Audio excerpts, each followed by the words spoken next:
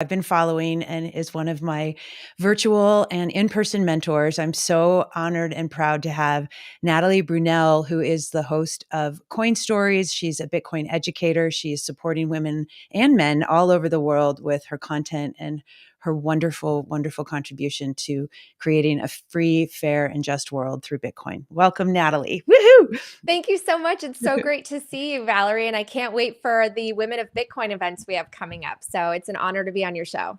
Yeah, it is seriously like, I'm so grateful for you and all the work that you're doing out there. I mean, do you sleep?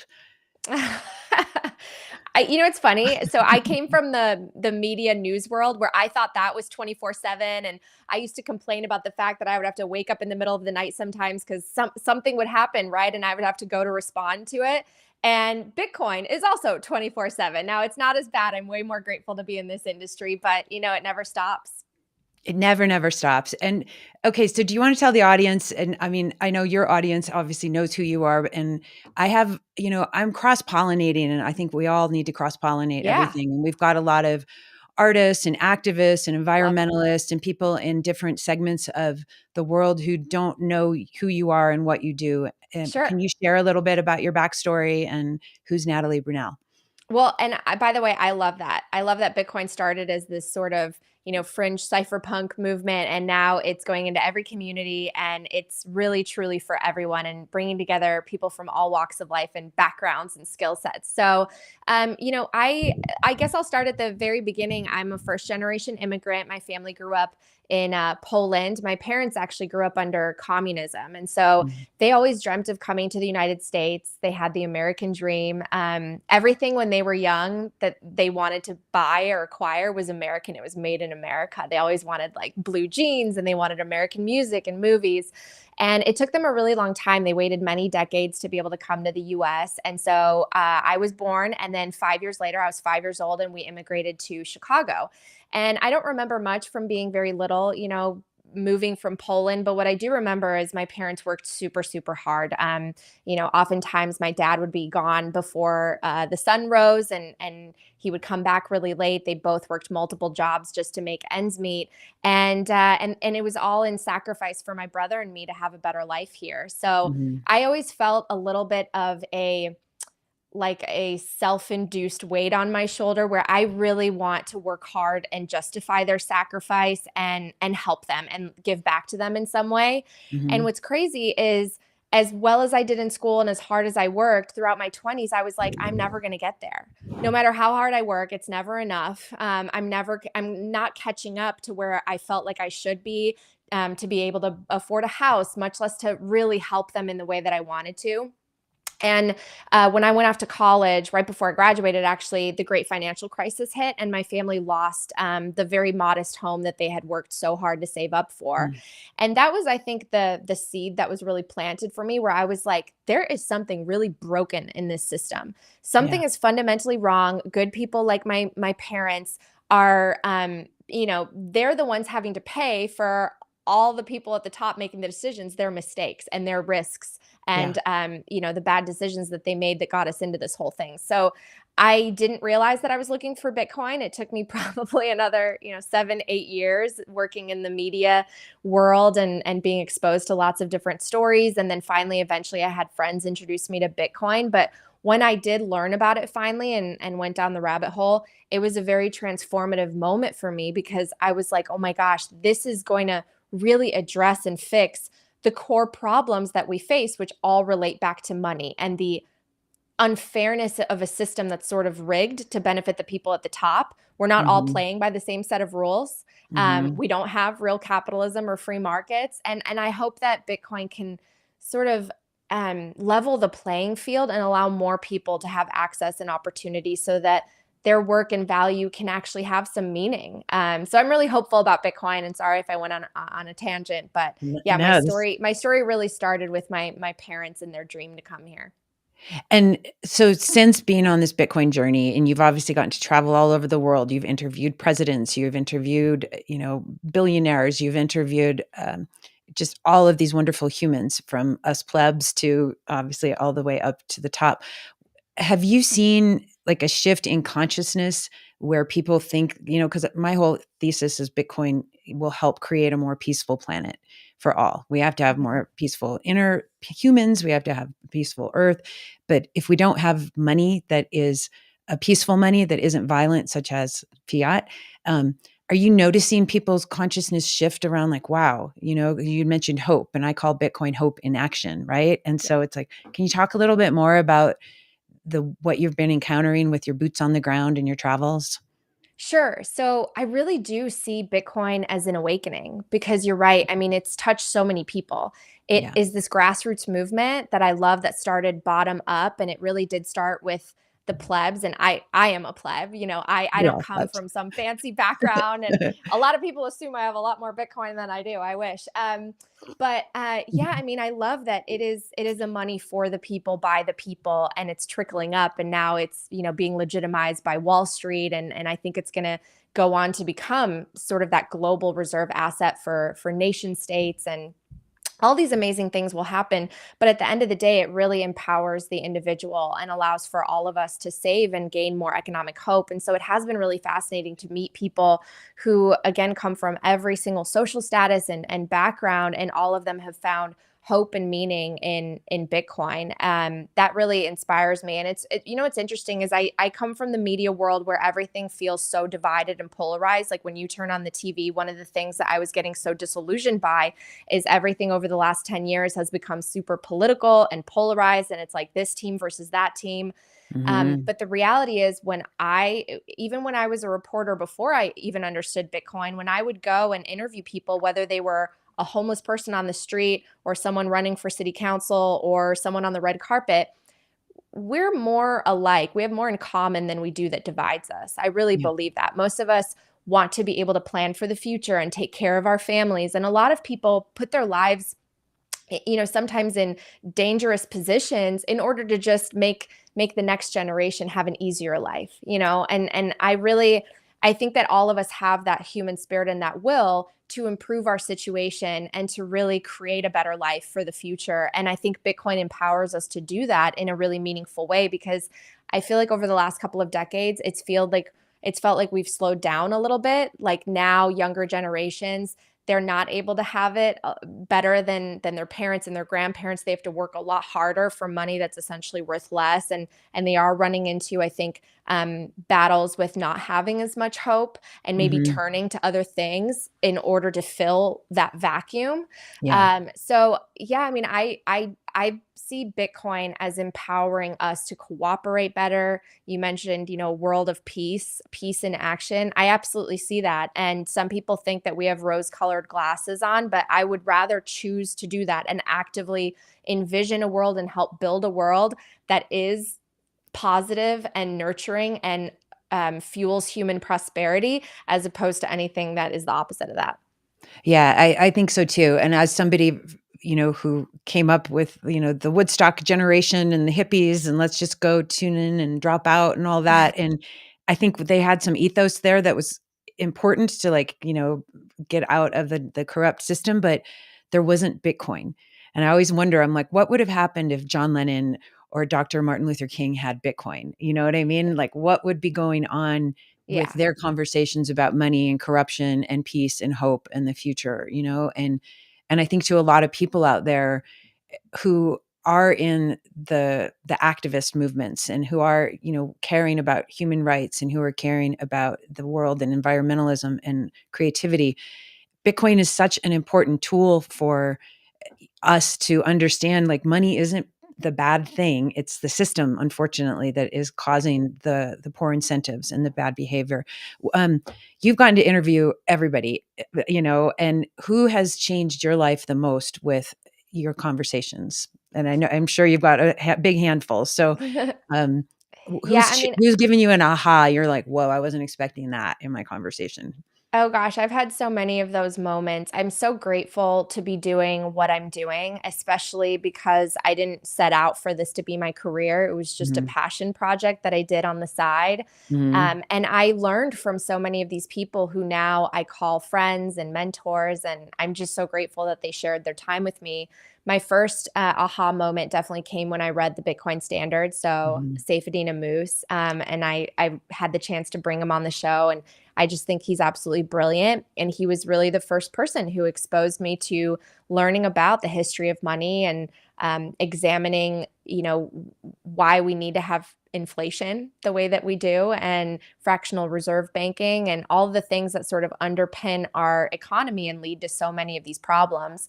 Michael Saylor has made a massive impact on me. Yeah. I love how positive he always is. Not only is he absolutely brilliant and speaks so beautifully and thoughtfully about Bitcoin in a way that appeals to literally everyone on the planet. But he's also just so positive. He never gets sucked into some of the negative conversations that can happen and people taking sides. He's just always positive. His focus is really on Bitcoin. Lynn Alden, I mean, I admire her so much. I don't know how she has that intellectual capacity that she has. It's just brilliant. I need to listen to her interviews more than once just to kind of let it soak in. Preston Pish and Jeff Booth. I mean, it has Totally. really attracted some of the kindest, smartest, most amazing and dynamic and versatile people who want to see the world be better, and they want to help and they want to do something positive that uplifts people, and I'm so grateful to be in their presence. I know it is. I really think, just learning about Bitcoin and being to get to participate in this community, it's like the coolest, kindest, and smartest and most generous people with their time, treasure, and talent, and they're so diverse all over the place, Yes. right? And I'm just like, I've never experienced this in any other industry, and I wouldn't call this an industry. This is a way of living, Yeah. of thinking about the future, right? And because I Yeah. believe this is hopefully the future if we can continue along this path. Um, it's really, really, it's remarkable. And I know you got to interview Whitney Webb also. Oh yeah. Oh wow, like Yeah. she's pretty legendary. Like Her mind is like an encyclopedia. I don't know how she remembers everything that it, she does. I've always admired people that have really good memory and can recall things at the drop of a hat. She's brilliant, and she's also just so courageous. so There are courageous. not a lot of people that are willing to stick their neck out and really hold people accountable and hold their feet to the fire in the way that she does. And Yeah. she risks her own safety, I think, in some of the stories that she's willing to go after and pursue just to shine a light on them. And I've always really admired people like that because we need those truth seekers and those freedom fighters. Otherwise, where are we going to get that information, right? Yeah. And it's exposed me to just a lot of stories that I didn't know were so buried by our media and sort of the system that we live in. And I mean, it's made me rethink my journalism background a lot and why certain stories weren't covered. And I think she's so brave and incredible. I do too. So what do you think about I'm interviewing after I've got Gary coming up on after you, and then Kim Staten, who is the writer and director of The Trust Fall, which is the Julian Assange documentary. And Oh, so okay. Julian Assange has got his hearing on February 20th and 21st to see if he's Yeah. going to get extradited over here. What do you say to I mean, that's a whole can of worms as a journalist, right? And we're talking about Whitney and you and all of the truth seekers. Like, is it okay for those of us, whether we're plebs, whether we're professional journalists, like if we see something that is not okay, that's a crime, should we be able to report it without fear of being tortured, harassed, intimidated, imprisoned, etc., which is what's happened to Julian and many others? Yeah, I mean, I think that one of the foundations of having a free society is being able to speak up and speak out. I mean, I think it's really sad to see what has happened to freedom of speech and the Yeah. fact that people are offended by certain forms of speech or the Mhm. truth. I mean, we should be able to hear it and then make a decision on our own. But it really scares me the level of censorship that we've seen that's translating into the financial world, right? Mhm. And because of digital technologies, it's made it much easier in many ways to surveil us, to censor, to potentially seize assets, which is why we need Bitcoin. But we need more people who are brave enough to stand up and speak out against these very. I mean, I don't want to use the word evil, but what you mentioned earlier about incentives, I think that this derives from a really corrupt system, and the system itself becomes evil, and people are, even if they're doing their best, they can be a party to very, very disastrous actions that really hurt people. And I think people don't understand that if we don't have freedom of speech and the right to property, then we don't have anything, right? Yeah. We're always just going to be controlled by someone else, and we're going to be silenced, and we're not free. And if a human being's not free, then I mean, I would argue that a lot of people wouldn't want to be around at all, right? So I don't know. I hope that we see someone come in. Like, I actually, one of the people I interviewed was Vivek Ramaswamy, and I think RFK Jr. actually said something similar, that he would actually give them pardons. The Yep. Julian Assanges, the Edward Snowdens. I mean, we have several people who have been in these positions, and I really hope that that comes to pass, whoever's in office. I do too. And I feel like it's such a, it's an intimidation thing that they've been doing, obviously. So it's like, hey, if we do this to these guys, you guys better be quiet. So don't tell the truth, and Yeah. obviously what's going on with Ross Albright and being in Yes. Yeah. prison, and so they want to set examples for those Yep. of us who are out there who are freedom seekers, and it's intimidating. And I'm a mom, right? And so Yeah. everybody knows the number one thing you can do to get at somebody is threaten their kids, Right. and I think about different people around the planet who are under threat. Like Stella Assange was saying that her kids and her have been Hmm. threatened, and I couldn't imagine the terror that must feel like Right. from any entity to want to hurt your babies, right? And so Right. to me, that's a manipulative tactic, and it's just we've got Noster.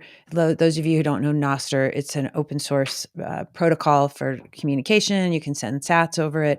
So this is a decentralized way that we can communicate and not have censorship like we have on all the platforms. Thank goodness for Elon. Hopefully, he's going to continue keeping most free speech out there for us, and not censoring us.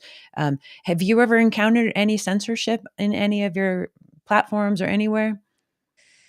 Um, yes. I mean, I've had some videos during my time as a Bitcoin content creator, shadow banned, or kind of I don't know how they exactly do it with the algorithms, but all of a sudden, it doesn't show up anymore, and maybe they Mhm. flagged it internally. So nothing really crazy where the page has been shut down, but certainly I'm definitely on someone's radar for some of the discussions I've had and for bringing certain guests on.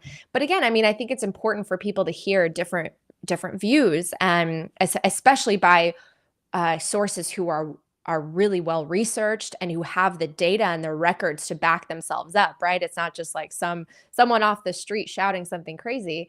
Mhm. But actually, I mean, in my media career, when I was a journalist, there were stories that I wanted to get published and to air that never did, because there was some sort of conflict of interest with perhaps advertisers, or it would make certain political actors look bad. And some of my previous employers really cared about political access, and yeah, I mean, that was really disappointing. It was one of the reasons that led me to feel a little bit disillusioned. It did not happen at every place that I worked, and not everyone at the network that I would work at maybe shared the same views, but it certainly happened. And I didn't get to publish all the stories that I researched or Mhm. investigated, and that was really disappointing to me, because I felt like that's not us being journalists, right? Journalists are supposed to Mhm. be that fourth branch that watches over. They're the watchdogs. They're making sure that everything's accountable and they're following the money.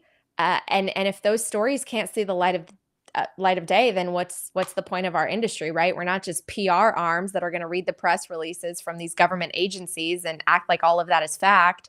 So it certainly did. It did make me question some things within the broader journalism ecosystem, because there were things that I tried to fight for, and I couldn't get them to be aired. Wow, that must have felt like I think of like Lady Liberty with the gag in her mouth, and Yeah. not being able to speak. And so now as an independent journalist, creator, educator, activist for a better world, like how does it feel for you? I know it's not as easy because you don't have like a giant team behind you to go here, edit this, Yeah. do this, da, da, da, da. It's a lot more work as Yeah. an independent person. How has it been for you though? It's incredibly freeing. I mean, I never thought that this was possible, that it could be monetized so that I could actually make a living. I really thought what so many of us are fed in school, right? That you need that 9 to 5 and you got to be that good corporate soldier. And I played by all the rules, and I wanted to work my way up that ladder. But this is really so much freeing because you're in control of your destiny and you make the shots, for better or for worse, right? I mean, this means that I could totally fail, and that's all on me. And you put up a lot of resources, especially up front, just to invest in yourself and invest capital in what you're trying to build. But it's really liberating to be able to interview who I want and focus on this topic being Bitcoin, which I tried to do in my previous roles in the mainstream media world, but I just wasn't able to focus as much as I wanted to. Right, I had to cover other things and shift to other priorities. So I'm very grateful, but it certainly is not easy. The schedules are really tough, and I would say the biggest challenge about content creation is how are you going to finance it, right? Because if you have it be free, then it needs to be sponsored. And so you have to pick the right sponsors because, there are other content creators who have ended up in positions where they've promoted brands that have gone belly up or people have lost their money. And that was Yep. always a fear of mine, right? I would never want to partner with a brand where someone ended up getting scammed or someone lost all of their funds. So you have to be really careful who you pick. And you want to make sure that they're allowing you to be as free as possible to interview who you want and do the content that you believe in. And then there's also the business model of just getting funds directly from the audience and subscribers. And I haven't gone that route just because, again, I'm trying to reach a very mainstream audience, and I think Yeah. people, what doesn't cost money today, right? I mean, it's like everything's going up. Every digital streaming platform is another monthly payment, your utilities, your rent, your groceries, your car payment, all. And it's like I don't want to have to charge individuals. Yeah. So it's interesting the different business models that are out there for content creation, and there's no right or wrong way, but you're on your own and you got to figure it out. Have you tried any, or not tried, but have you on Fountain or any of the streaming sats apps? Have you done anything like, have you noticed just engagement or people kind of participating in that with you? Yeah, so I love the value for value, and I love the fact that there are, you can Mhm. activate tipping, and you mentioned No Story. People send me sats for the videos and content that I create, which I'm so grateful for because that is community driven, and they're basically Yeah. giving you a high five and saying thanks, and it's just Yeah. so nice. And you're right, Fountain's another great value for value. A lot of Bitcoin shows are on it. A lot of Bitcoiners are using that platform, so a huge shout out to them as well.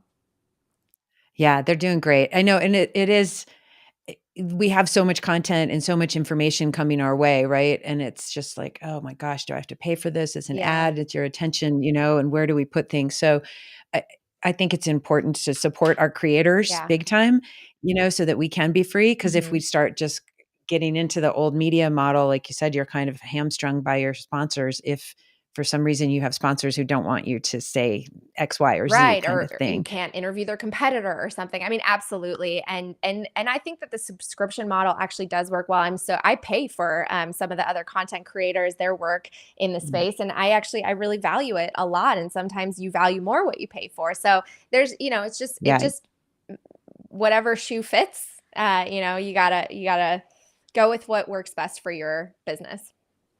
Totally. What would you say like, obviously, there's tons of Bitcoin, books, there's documentaries, there's podcasts, there's all these types of, memes, everything out there. What would you say to somebody who's listening to this, who's like, "I wanna start talking to my audience," or, "I wanna build an audience and be a content creator and support Bitcoin from this lens." Like, do you think we have enough Bitcoin content out there, or do you think we need more Bitcoin content until we have hyper Bitcoinization? I think that it's all accretive. I think that if someone has a passion for this, then they should pursue it.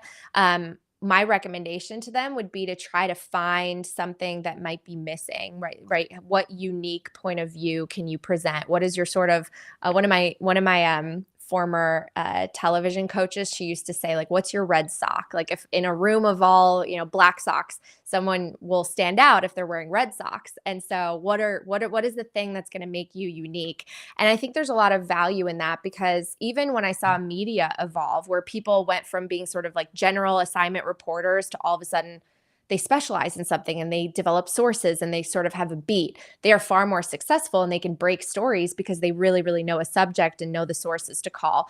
The same thing with, healthcare, right? There's your general physician, but then if you have some sort of condition, you might need to go to a specialist. And so being sort of a specialist in whatever area, I think really helps, and it makes you more marketable. And the more that you can Yeah. find something to sort of make you unique or make you that expert to go to as a source, the more likely you are to grow an audience. So for me, I think it was a situation where I think Oprah has this quote, luck is when preparation meets opportunity, right? My preparation came from 10 years of just every single day grinding, getting stories, editing, writing, presenting on TV.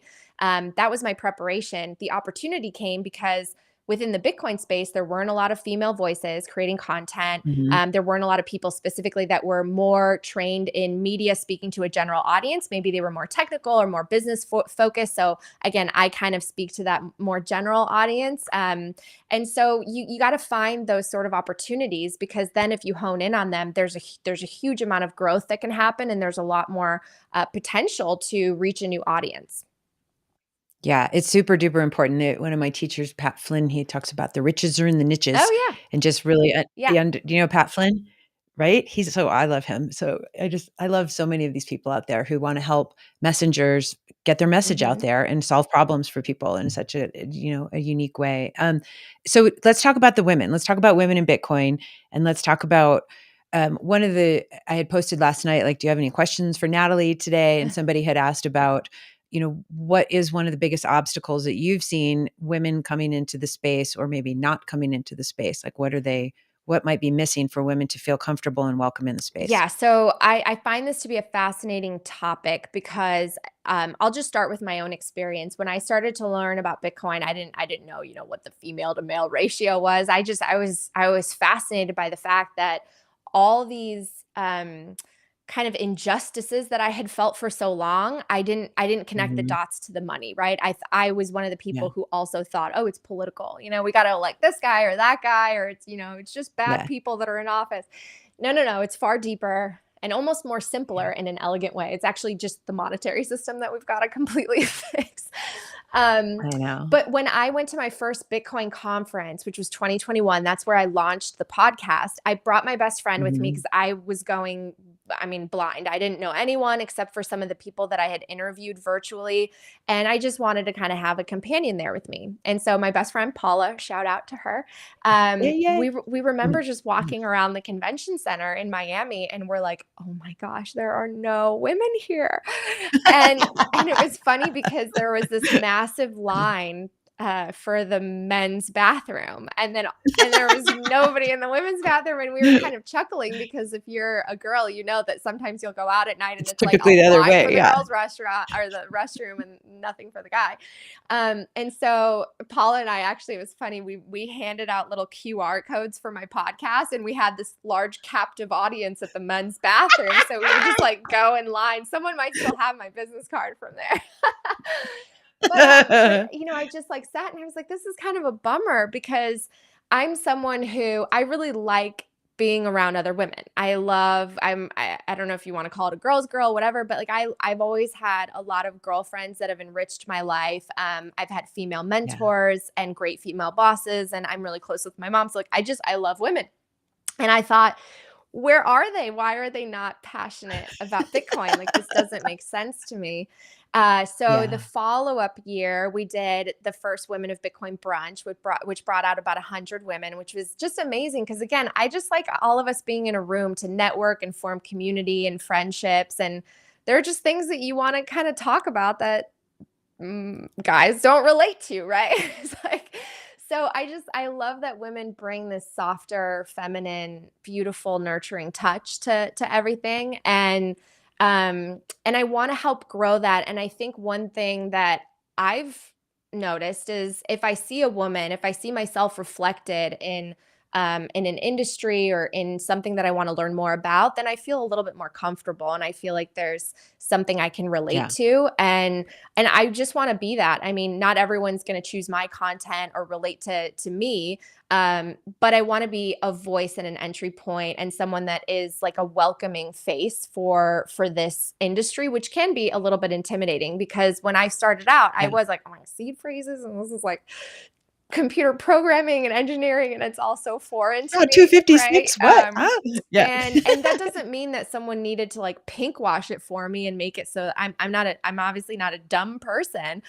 I just want it to be told in a language that I understand and can relate to by voices that, I want to spend time with. And so I just think Bitcoin, again, it's misunderstood. People think it's just for a community of people who are very, very sophisticated with computer science or very accelerated within the finance world, and it's not. It's for all of us. And women, I think, actually are better at saving and budgeting in some ways. They're more Mhm. conservative and take risk that's a little bit, they've thought about it a little bit more. Like I'm certainly a risk taker, but I need to do my research and then I feel comfortable. I don't kind of game it. I don't like to speculate or gamble. And so I actually think Bitcoin is perfect for our community. And I just want to invite more women to feel like Bitcoin is something that they want to learn about and it's approachable. But we've got a ways to go. We're like getting there. My show's now reached about 20% women, which is great. But, we've got a ways to go. Yeah, we do, and the events that you're putting on, and I'm so grateful to participate in them with you. The Women in Bitcoin brunch that you did in Miami, and what's coming up in Madeira, and then Nashville, and we did one in LA. Yes. It's like those are the funnest experiences at these big old conferences because I love the big conferences, but then these little intimate gatherings, intimate, a couple hundred people, is but it's really special though because your mindset is you're creating this safe container for people to come. Yeah. There's no dumb questions. Everybody's, on the same page. We're here to get curious and get to know each other. Yeah. So I really, really applaud you for leading the way on this. And I know you've inspired a lot of other creators and gatherers of women out there. There's a Bitcoin women's retreat that's going to be in the Oh, I Yucatan. love it. Um, yeah, that Tali from Free Market Kids and the Orange Hatters are doing with Amanda and um, Mercedes. So they're having this whole wellness retreat down there. And it's just super important to bring the ladies together. And Bitcoin is for Yes. everybody, but it's like cool because if you're a surfer, cool, go talk with surfers and talk about Bitcoin. If Yes. you're a firefighter, like Dom Bay and all the stuff he's Totally. been rocking, like it's cool to talk about Bitcoin in with your crew, Totally. and so I think it's been a big game changer and people are excited about Well, it. I love it, and Um, people got so much out of your, participation in the speech you gave last year, so I'm so excited that you're gonna be part of this upcoming women's brunch. We're gonna try to make it even bigger. We're aiming for more than 300 attendees, so every year it's pretty much Whoa. almost doubled. So it's gonna be the 3rd annual Women of Bitcoin brunch. It's gonna be free to attend Wow. in Nashville.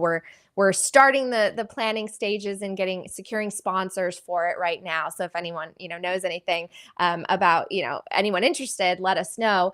But yeah, the Madeira is coming up. The Madeira Women of Bitcoin brunch, sponsored by Marathon. We're super grateful. We originally Marathon, thought oh, maybe yeah, 50 women are going to sign up, and we've had so many more register that we're changing venues to make it bigger.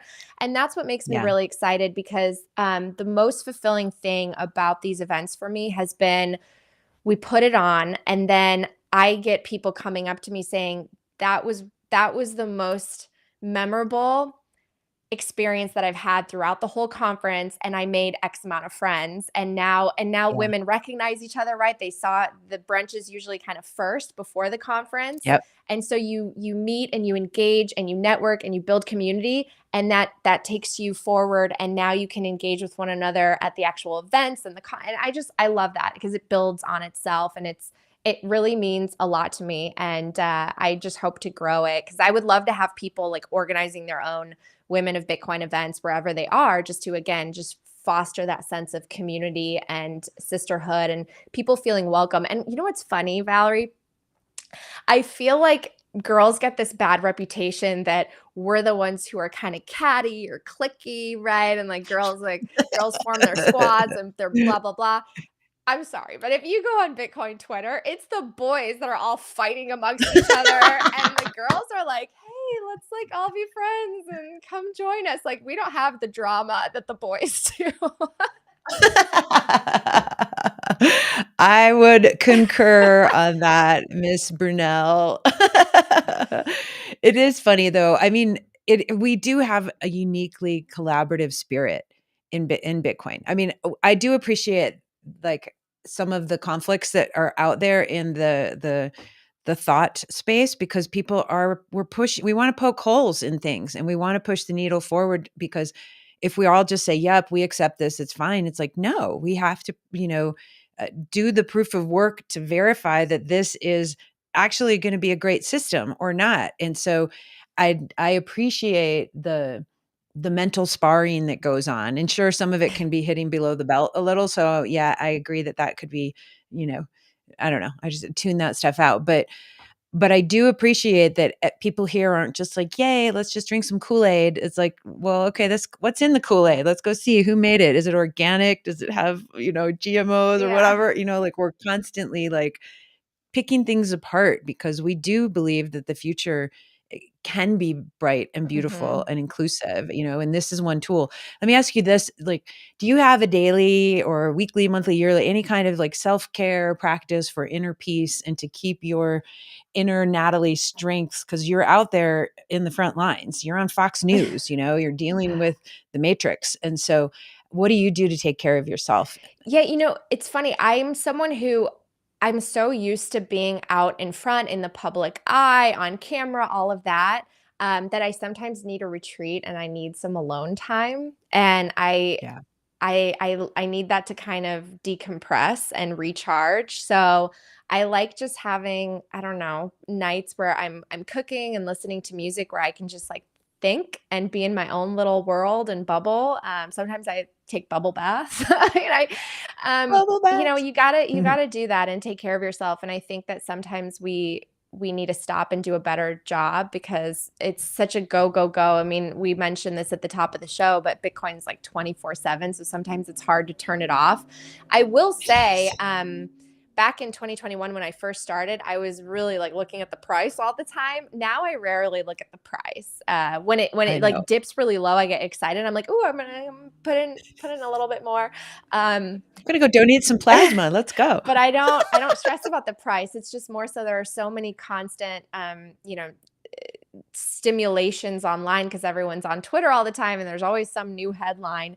But you got to take a break. I wish we were all better about that because sometimes I feel like we're all on our phones, just like living by 180 Mhm. characters, and we need to go outside. And I love that about the Bitcoiners, right? They encourage you to go touch the grass and be in the sunlight. And I need to take more vacations. I'm European, and Europeans are known for, a month at least of vacation every single year. And I'm really bad about that. I took my first vacation last year in like 7 years. No joke. So I need to Dude, take a little bit more time to enjoy my life and just relax a little bit more. But right now it's also so fun, and I feel like we're on this mission to get as many people on board as possible. So I'll try to rest maybe after the next bull run. so that's when you'll sleep. That's amazing. Okay, so, um, oh my gosh, I'm thinking about the women of the world right now. Where would you tell them to go first if there's some women here who are healers, creators, artists, environmentalists, and they don't know a darn thing about Bitcoin? You've got a great series that you just did with Swan, your educational series. Like, where would you point folks to check out? Yeah, I mean, Let's get it's started. really all about what resonates with you most because there are so many different mediums now. So we have books. I highly recommend Bitcoin Standard is a great starter. There are Mhm. podcasts, there are courses like the one I did with Swan. It just really depends what relates to you most. So I would have someone pick the medium first that works for their lifestyle and what speaks to them the most. And then start with some of the, the well-known voices in that space. For podcasts, I mean, obviously I'm biased with mine, but like I learned so much from Peter McCormick's or Preston Pitch. I mean, there are so Mhm. many great shows out there. So you can start with one and, subscribe to all of them and just dip into. Also, old episodes are gems. Like people to this Yeah. day find, some of my first episodes where I go through everybody's backstory and they share how they learned about Bitcoin and why they find it valuable. And some of those are the best to start with because it's like you really start at the beginning. So yeah, it's awesome that there are so many great resources. And one thing that I'm going to focus on this year is putting out more 101 content. I'm in the process of writing Mhm. more of that sort of introductory fundamentals information because you can never have enough of it. I think we need more voices that Yeah. are just telling that story of what is Bitcoin, how does it fit into the greater economic picture, why is it important, why are the FUD headlines wrong, like the mining energy use and all that. So I'm definitely going Yeah. to be dedicating a lot of time the first half of this year to producing that. I love it. Yeah, and we need more of it. As far as, like, self-custody and Hmm. multi-sig and all the things that I think a lot of people might have fear about, Yeah. right? Like, "Oh, I've gotta be my own bank, that's Yeah. scary. No, no, no, let's go get the ETF or let's just have somebody Hmm. else custody it." What's your experience with kinda helping people get over the hump and feel a little bit less intimidated by being their own Yeah, my bank? advice is baby steps. You have to walk before you run. You just have to start small, right? So you start on an exchange that you feel comfortable with, and then maybe you do a little bit of research on the hardware wallets, and then maybe you start with a single sig situation, and then maybe you move beyond that and you say, I really want to distribute the custody and do collaborative custody with multi-sig so that I don't have just one single point of failure with one key. And so it's Yeah, just, I think it's just steps because we all started with one place. I started with an exchange, then I moved to one yep, hardware wallet, then I expanded to multiple. And this is one of the reasons why I've partnered with certain companies and why I share tutorials and on how to do it because it took me a little bit, right? And I've maybe I yeah, used this brand and then I changed to this one, and all of that was a learning journey. And so I really want to help people, just make them feel like anyone can do it because really anyone can. It's not that hard, yeah, but it does take a sense of strong self responsibility because you are really taking your financial future into your own hands. And I yeah, love that it's sort of taken outside of the system, and you can distribute, right, the risk in terms of decentralizing your keys. So I think that that's yeah, incredible because look, none of us are necessarily predicting some horrible crash of the whole thing, but you really have to start thinking about all of these different possibilities that I think no one worried about a couple decades ago, right? Like, what if your funds were to be frozen? What if something really serious happens? What if you can't access yeah, your money? Um, and what's happening to it in the long run, just in terms of the value, right? So I hope everyone has just at least a little bit of Bitcoin and takes the time to learn about self custody. And they're not my sponsor, but I use Unchained for multisig, and I love them. I provide a link if you guys want to learn about it in my podcast show notes. So yeah, I mean, it's awesome the solutions that exist and the companies that are building the tools for this in the space. yeah, I think it's super important, and I agree, baby steps, and you don't have to go risk your whole life savings Right. right out of the gate, like, do Yeah. little things, go back and forth, and I think it's important.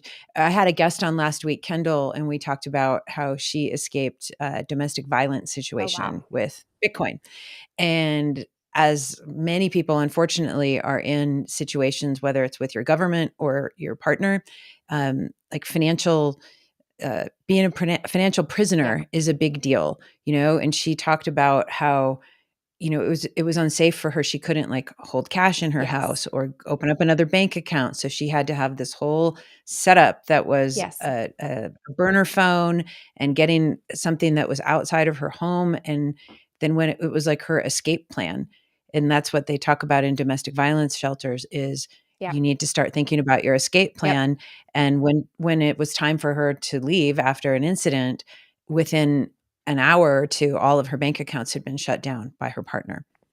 And so Bitcoin was her life Yeah. raft to get out, and he had no access. He couldn't get her keys, Hmm. and it wasn't on her normal phones that were being surveilled from him, and That's it's incredible. like what when I hear stories like Yeah. this, this is why I'm a Yep. Bitcoiner, and because I believe, like, people don't Yep. understand, like, wow, what other use cases are there? And I remember listening to, um, like, in the beginning when I was learning about Bitcoin, and Alex Gladstein was I think he was talking about Roya Mhm. Maboob and just the escaping Yes. with the seed phrase sewn in the pockets, Yes. of, and I'm just like, oh, I didn't know and just not even understanding that this money, like being trapped in your local fiat Totally. currency could be a death sentence for you, literally. And so having this, this asset, this currency, this freedom tool that you can go start a new life with, whether it's leaving your house or leaving your country, Right.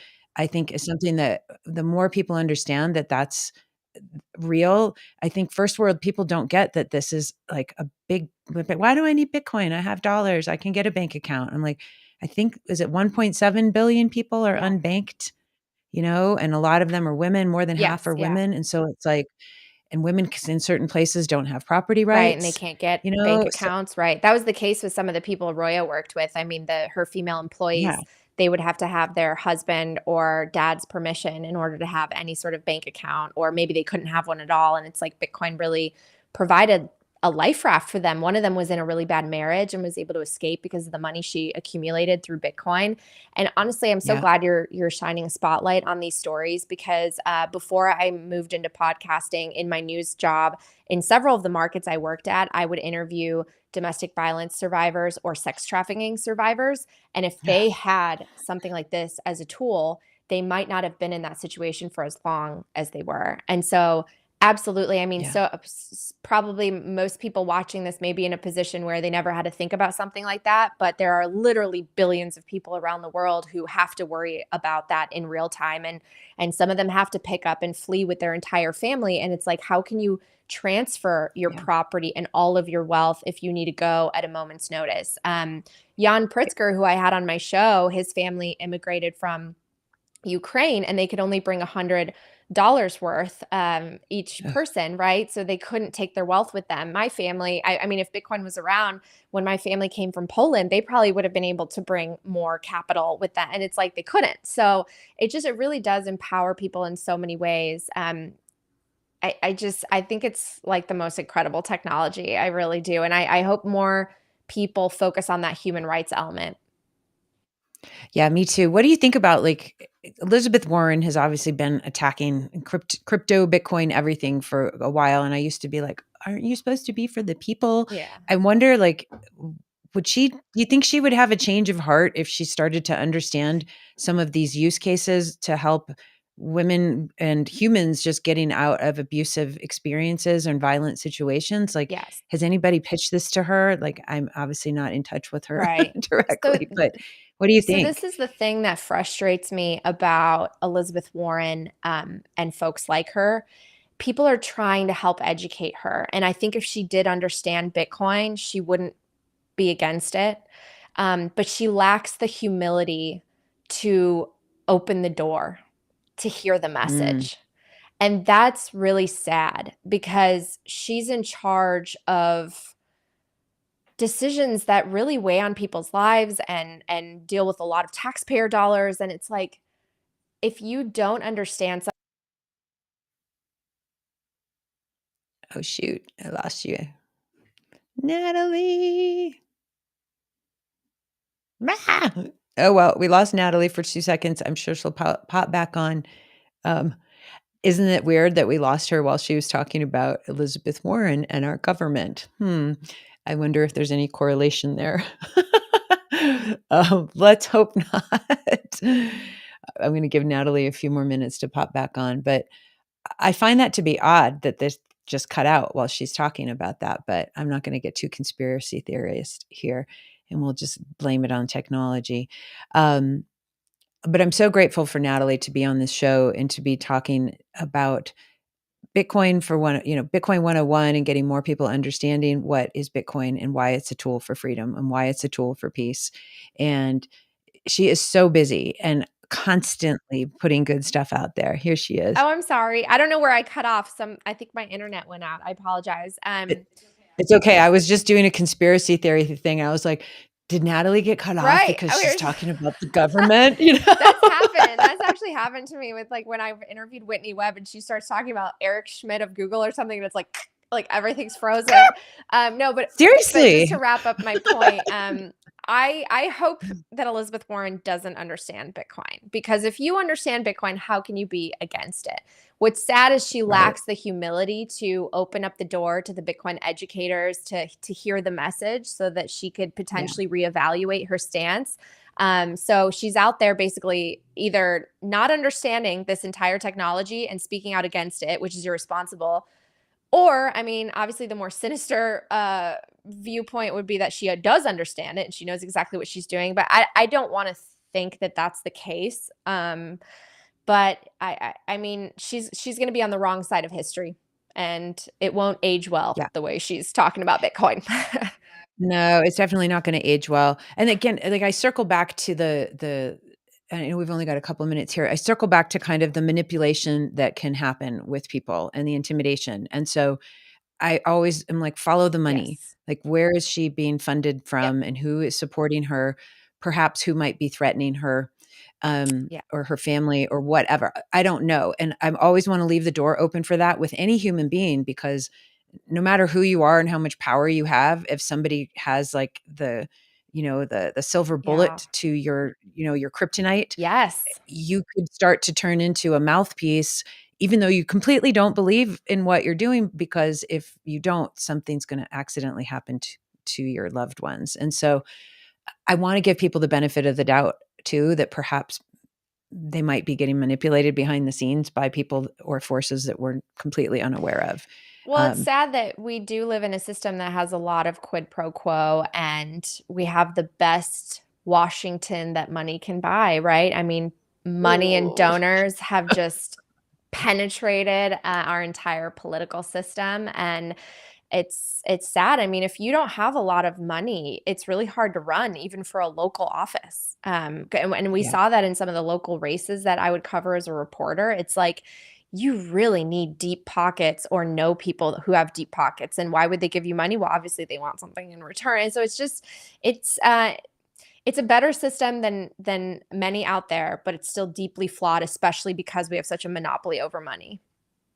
Yeah. And what do you think, like, you've gotten to interview, RFK Jr., like, I don't see him anywhere on Fox or CNN or any mainstream anything. Like, I see him all over my Twitter and all over my Instagram. Yeah. Like, he's completely being just like, he doesn't exist on Mhm. these mainstream media channels. Like, how can we ever have a fair system if we can't, at least have some representation of the independents that are out there? Well, yeah, I mean, why do we have 2 parties? Why do we have 2% inflation? And why do we just have 2 I mean, why are certain things just kind of accepted and we are complacent in going along with it? I don't know. It's sad that more independent voices don't come up.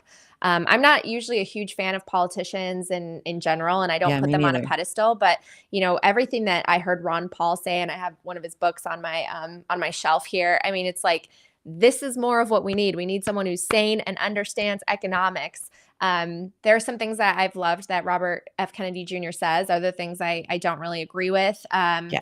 Obviously everyone's going to be a mix, and that's okay. But when you're just I don't know, when everything's so inflammatory and everything's this or that, and we focus on things that really are just the symptoms of a broken monetary system. That's one of the deepest problems I think we have, because the media, it's just everyone's slinging back and forth, and none of it is addressing what's actually wrong, because I'm sorry, but none of the candidates really fully understand that the real way to fix this is you have to fix the money. We can't just keep printing and Yeah. inflaming the deficit more. And I just it's sad that so few people understand economics, and Elizabeth Warren is one of them. She does not understand economics. She thinks that shrinkflation is the result of greedy corporations.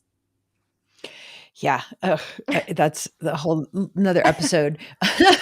What's been I know you've been on Fox News, like, what's your response when you're with all of the mainstream medias now? Like, and we'll wrap up in 1 minute. I just wanna see, like, are they obviously, you're getting on there, so they're Yeah. waking up to this and letting you speak, which is amazing. Well, I'm super grateful for the opportunities I've had. Mostly it's been on Fox Business or Fox for whatever reason. Mhm. I haven't had the chance really to go on some of the other platforms. I don't know why they're not as open to talking about Bitcoin. So hopefully that will change in the future. But yeah, I mean, we're starting to see an awakening of, anchors, reporters, producers really starting to understand Bitcoin. I'll be excited for when they talk less about the other tokens, maybe, and stop saying crypto so much. But we've still got a little ways to go. But no, it's again, that's another audience. It's a different audience than maybe the people we're Yeah. talking to on Twitter. We need to reach them. So I hope that they do start to ask more questions about Bitcoin so that we can get that education out there. Yeah, I think it's super important. I love what you're doing, Natalie. I'm so Thank just you. keep it up, sister. Uh, You're rocking it. I can't wait to see you in it's gonna be Madeira. This fun. is gonna be Yeah. such Yeah, what a great experience. And so, okay, so everybody who's listening, if you can't hear or if you can't see, you make sure you go follow Natalie Brunell at talkingbitcoin.com, and you can follow her on X and everywhere else at Nat Brunell or Natalie Brunell on Yes. Instagram and LinkedIn.